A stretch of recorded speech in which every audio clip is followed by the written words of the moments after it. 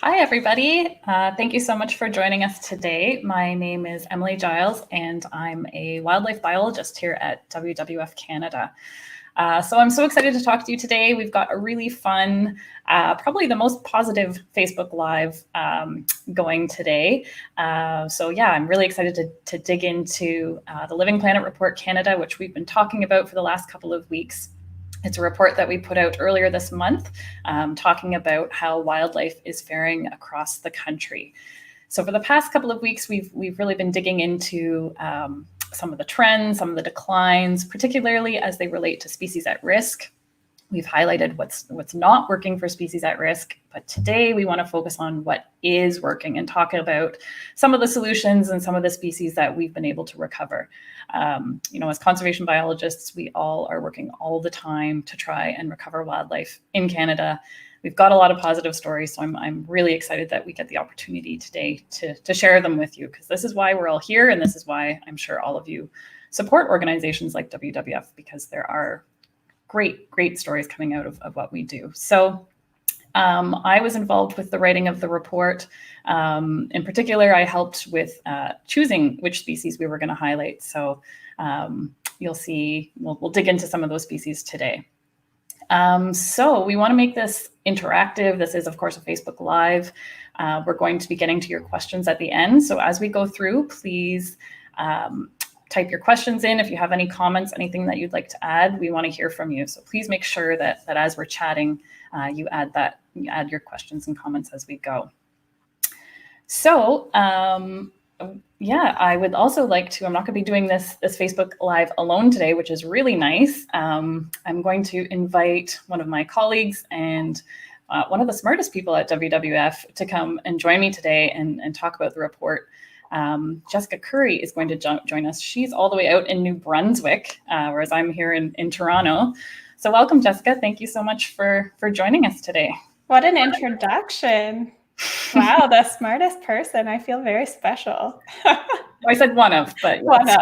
Got it. So as Emily mentioned, my name is Jessica Currie, and I am a specialist of science, knowledge, and innovation at WWF Canada. So I used to do a lot more field work back in the day prior to joining WWF, but now I specifically conduct research and data analysis. So my role is predominantly computer-based, so this feels like familiar territory today.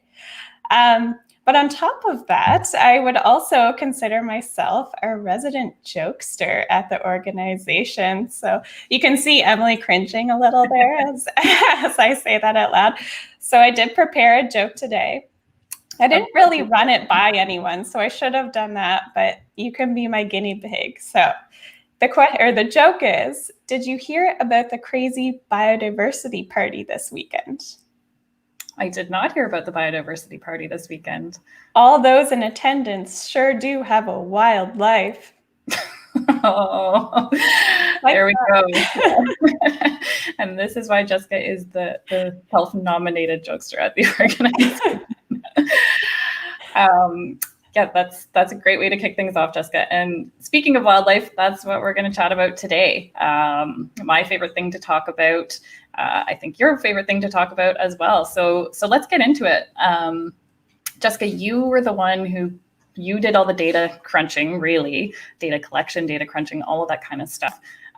So why don't we kick things off and you can share with us what this positive trend that I've been kind of alluding to. Why don't you talk a little bit more about that? Yeah, so I think a lot of kind of the pickup from the Living Planet report has been about these massive declines, which are obviously very concerning. But as conservation experts, we always don't want to focus on the things that are doing poorly. We want to celebrate our successes as well. So one thing we did in this particular report was share the positive findings about those conservation successes. So we looked at 5 different conservation efforts that we've kind of implemented over the last 5 decades or so. And they included the North American Waterfall Management Plan, harvest bans. So what that really means is like something like a ban of commercial whaling. So a ban of commercial whaling has actually allowed humpbacks to recover and flourish over the last 40 years. And I actually was able to see one this summer, which was really spectacular. It's always really cool to see their dive and their tail splash up as they go down. Oh, awesome. I'm jealous hearing about that from downtown Toronto. You don't have whales there? No. We also looked at protected areas, captive breeding and reintroductions, and then a ban of persistent organic pollutants. So that's a bit of a tongue twister if you try to say it a couple times fast. But essentially, we eliminated or restricted the release of certain chemicals and pesticides that has allowed species like the peregrine falcon to flourish once again. So all of those conservation initiatives together meant that species that benefited from these particular initiatives have increased on average from 1970 to 2016 by 40%. So we're seeing a massive increase in populations, and that's really promising. But that being said, there's kind of like a caveat to this story, because the scientist in me wants to kind of underlay that with some science. So there is this famous quote that is, correlation does not imply causation. So even though it's super promising that we see all of these positive recovery stories for these particular species, it doesn't mean that there aren't other factors that are contributing to this positive trend. There could be, maybe, let's say their populations are just increasing naturally, or maybe there was some other factor that have allowed them to recover. But nevertheless, it's really nice to see this positive correlation between all of the wonderful conservation actions that we've been taking over the last 4 or 5 decades, and then these recoveries of populations in Canada. Yeah, absolutely. It's nice that we had at least one positive trend coming out of the Living Planet report this year. So I'm going to dig a little bit more. I think we should maybe dig into some of these solutions. We kind of ran through them pretty quickly there. So the first one that I wanted to talk about is this idea of restoration, because we know that habitat loss has been one of the big threats to wildlife in Canada as well as around the world. And one thing that we can do is kind of reverse that decline of habitat, is we can actually go back and build habitat back. And that's what we mean when we're talking about restoration. And it can be as simple as, for me in downtown Toronto, even just planting native plants. Those are plants that are naturally found here, planting those in little planters on my balcony. That can help create habitat for pollinators and butterflies and all sorts of other things. So that's why restoration is so important, and that's why we talk about it so much.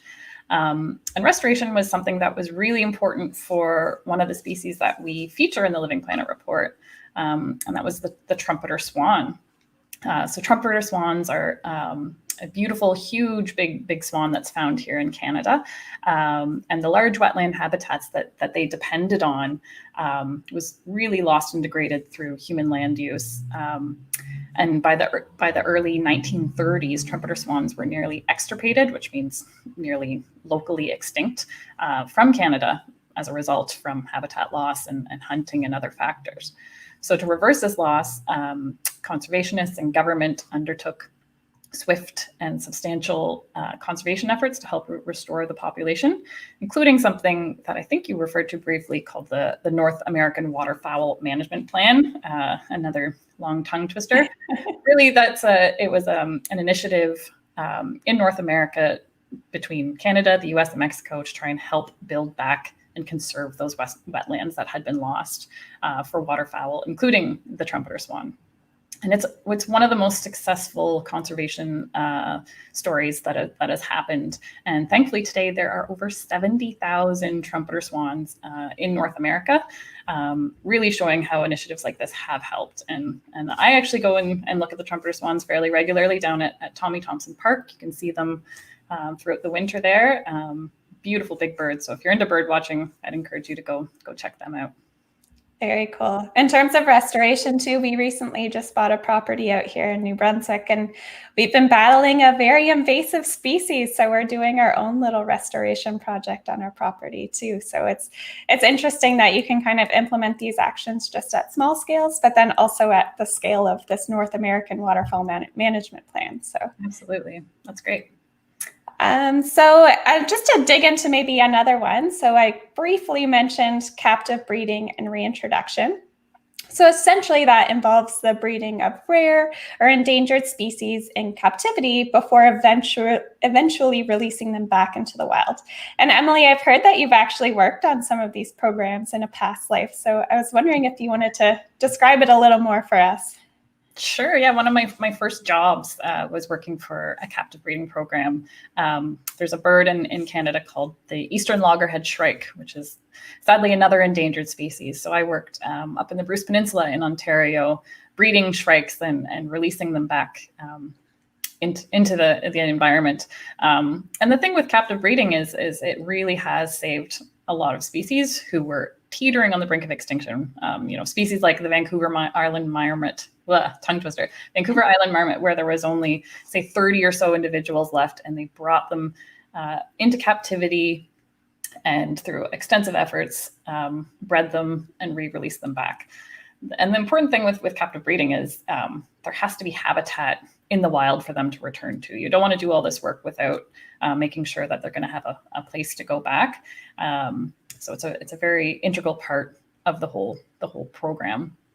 The other thing with captive breeding is you want to make sure that you're keeping those animals wild. So it's oftentimes a lot of zoos that are involved with captive breeding, and you probably won't see those animals on display because they want to keep them separate from the public so that the animals can stay wild as much as possible. And they try as best as they can to teach them natural behaviors so that they'll be able to survive once they're released back into the wild. So as Emily mentioned too, the habitat component of that is so important. So maybe that's where we can bring in this talk about protected areas. So it's not necessarily a new concept. It's been around for a while. And what they are a clearly defined geographical space. So something like a park, a national park, that is managed for the primary purpose of conserving biodiversity. So it kind of sounds like we're putting up like a border or a fence around an area, and that's certainly not the case in order to protect it.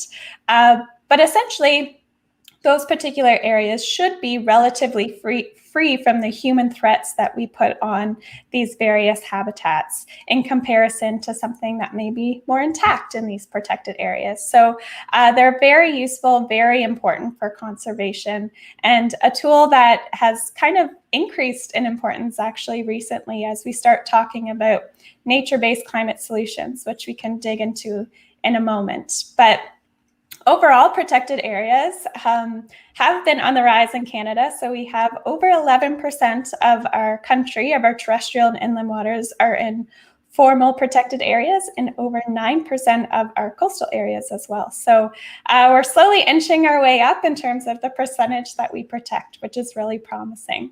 And Emily, I know you have a really cool story about a species that lives in a protected area. I do. And it just happens to be a bird again. Anyone who knows me knows I love birds. So one of the most interesting things I think about Canada is a bird that's found here called the whooping crane. And the whooping crane, oh yeah, there it is up on the screen there. It's a huge crane. It's about 1.5 meters tall. And the entire breeding population of whooping cranes is found within Wood Buffalo National Park in Alberta. So really it just highlights how important protected areas are for birds like this that only nest there. The cool story I know that you're talking about is one of my favorite movies as a kid was a movie called Fly Away Home, which is actually, people probably don't know this. It's actually a story based on someone from Ontario named Bill Lishman, who was an artist and inventor. And his work with migratory birds is what inspired the movie Fly Away Home, because he actually helped bring this bird back from extinction. As he, in the movie, they focus on how he taught Canada geese how to fly and how to migrate.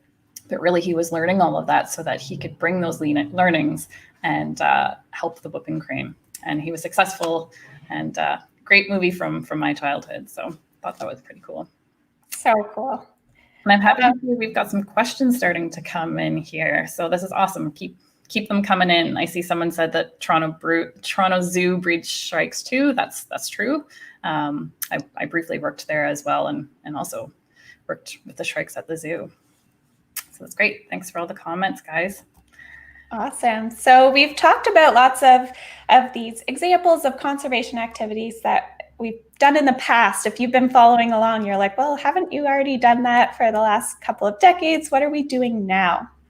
So of course, in the recent Living Planet report, we did provide some recommendations on how to move forward from here. We still need to do a lot of recovering of species. We still need to kind of reverse that trend on biodiversity loss. So we did include a variety of actions. Emily, would you like to speak about Indigenous protected and conserved areas to kick it off? Sure, yes. So IPCAs, or Indigenous Protected and Conserved Areas, is something that we highlighted in the report, as we know from recent research that species, and in particular species at risk, tend to be faring better on these IPCAs. So because of that, WWF is supporting initiatives in Canada to work with the Indigenous peoples and help support their efforts to protect areas. And one of those is a fairly recent thing that we've been working on. We've been working with the community of Tlajuac in high up in the Arctic. It's actually Canada's most northern point on our landmass. After that, it just becomes archipelagos and stuff. So this is the most northern point of Canada. We've been working with the community there to help create an Inuit protected and conserved area. And the goal is to create 4.25 million hectares of protected land. And it's really important because this is important habitat for polar bears, muskox. It's also an important caribou migratory path. And also just really important culturally for the Inuit people. So it's an initiative that we're very proud to support. So there's initiatives like that. And the other buzzword that you'll hear a lot about is kind of become a buzzword these days. It's something called nature-based climate solutions. I'm going to pass this one back to you, Jessica, because I know that you're kind of an expert a little bit on nature-based climate solutions. So why don't you explain to everybody what those are?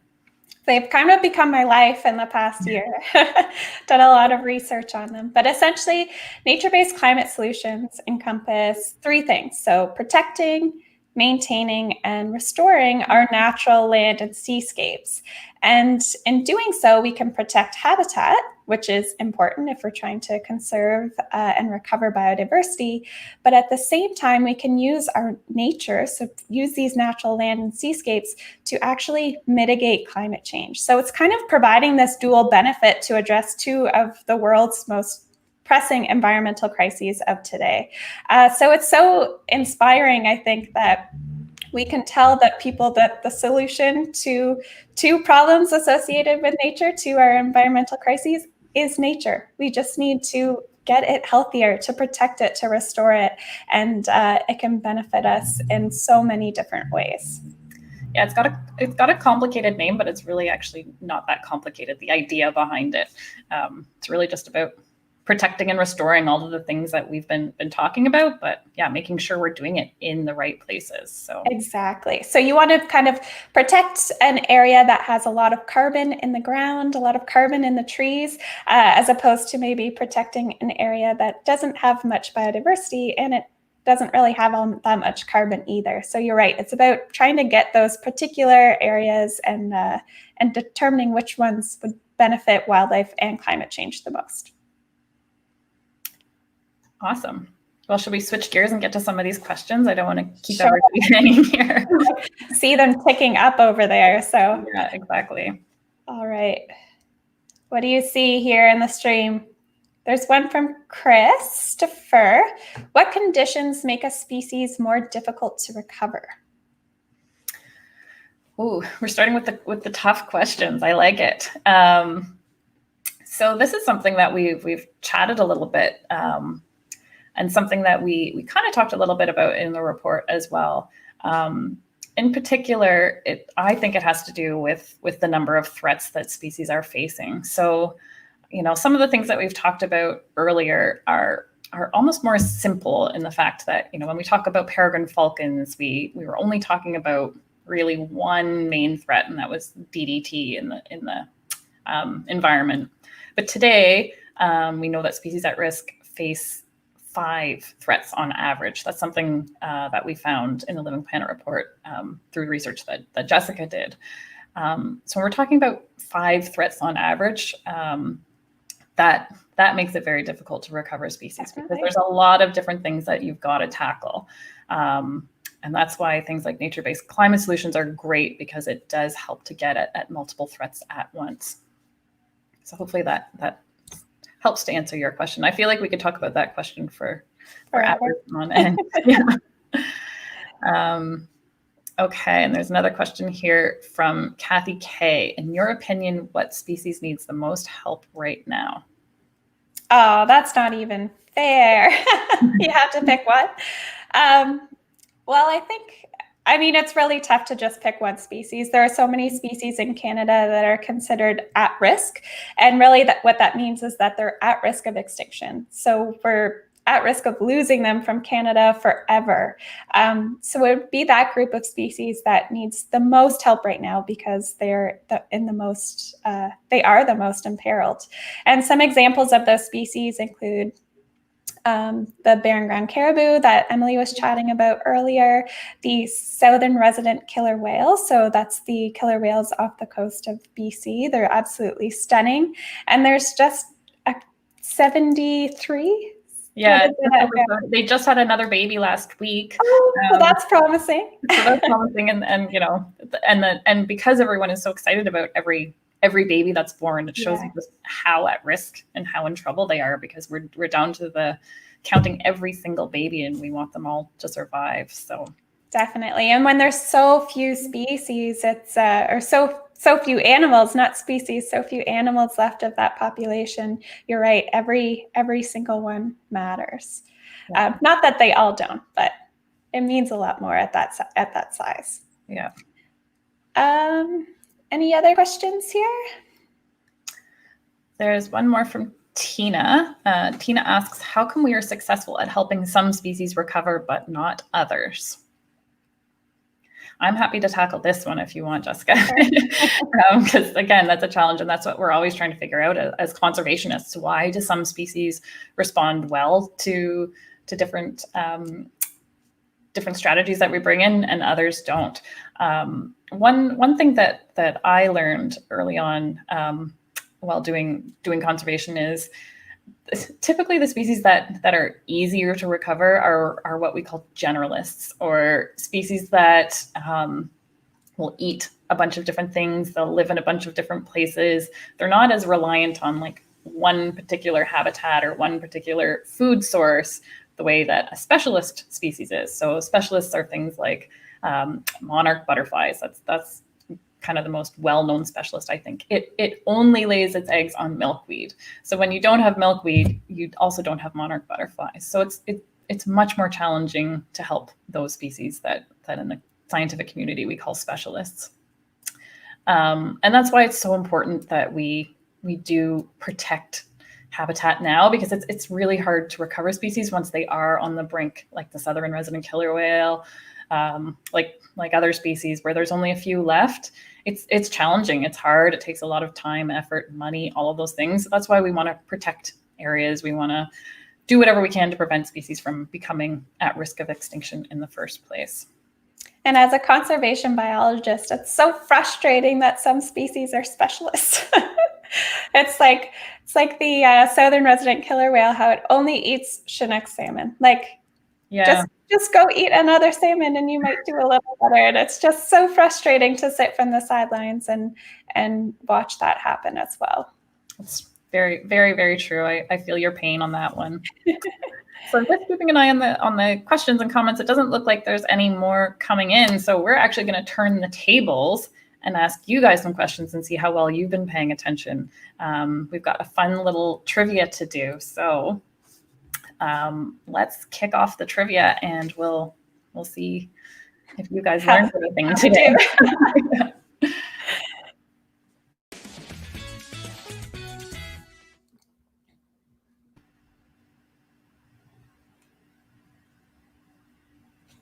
Okay, and don't forget to type your questions, your answers to the questions below. So on average, how have species reacted to targeted conservation efforts since the 1970s?